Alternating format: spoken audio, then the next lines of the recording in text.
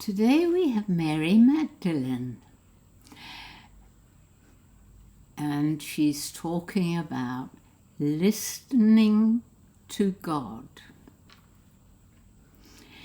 God abides in you as you abide in him. There is no sense of direction, only a glorious oneness feeling when you are truly listening to God.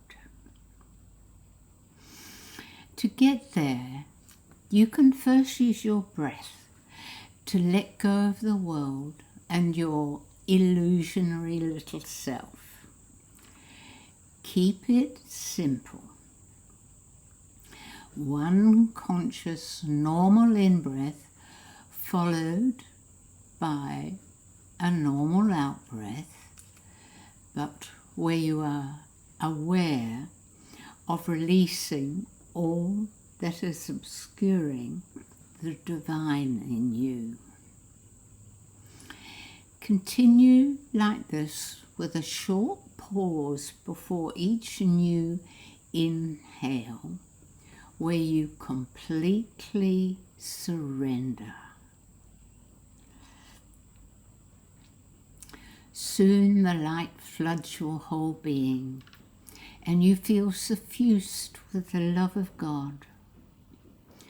There is no sense of the body, for you are in the ethers, abiding in God, which is your home. There you may ask for the guidance you seek and listen to the reply. It will come with a gentle, loving feeling. It may be that you learn that you are in need of self-compassion, and you realize that you have been expecting of yourself,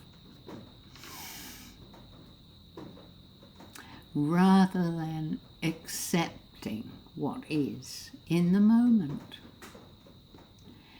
Without this compassion, you will not love yourself, and it follows that your love for others is then conditional. Can you see, precious ones, how important it is to have compassion for where you are in the moment? We never judge you, so please do not judge yourself. You have been taught by some that God punishes sinners. This is absolutely not true, for he sees you as perfect.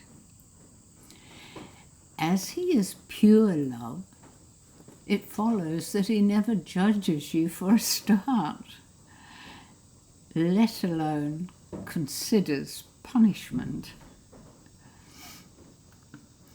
The mistakes of your human self are seen as errors that are part of your human self. It is your role to correct these, and when you feel confused, we are here to guide you. So please ask, as we cannot interfere with your free will.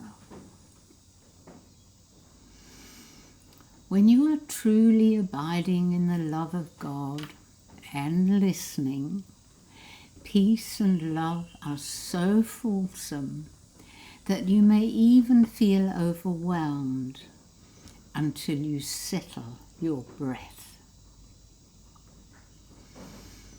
Precious ones, do not allow painful emotions or fear to gain a foothold.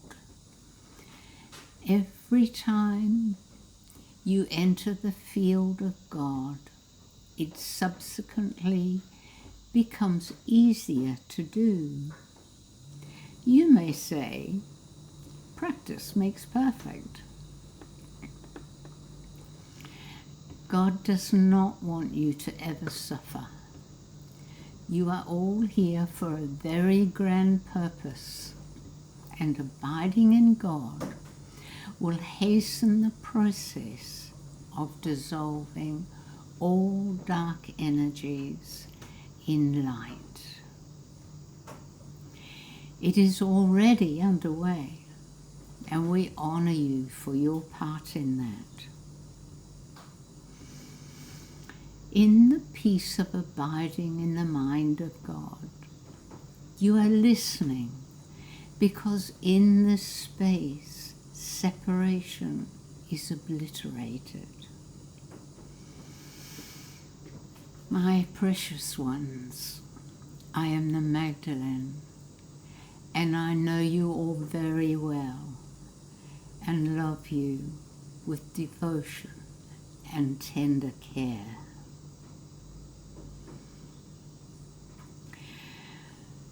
This message from Mary reminded me of my youth.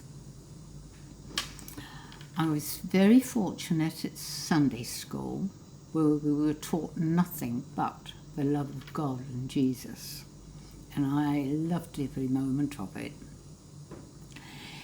Then I, at a certain age, went into what was called Bible studies, and that was almost as good, but not quite. A few disturbing things. Then when I turned 16, they said, oh, you have to get confirmed now. And I didn't realise this meant it would be the end of Bible studies, and I would have to go to church only. Anyway, I was confirmed in the Presbyterian Church, because my whole heritage is Scottish.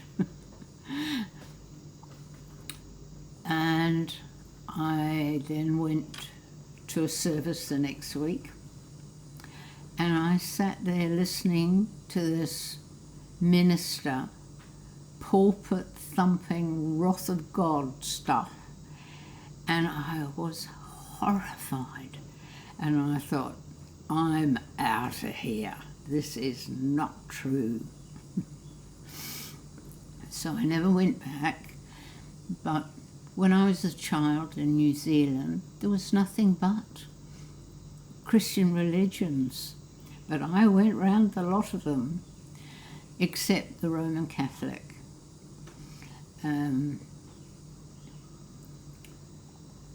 But I found in the long term they were all preaching the same stuff. I stayed with one for quite a while because I enjoyed being in the choir and I sang solo.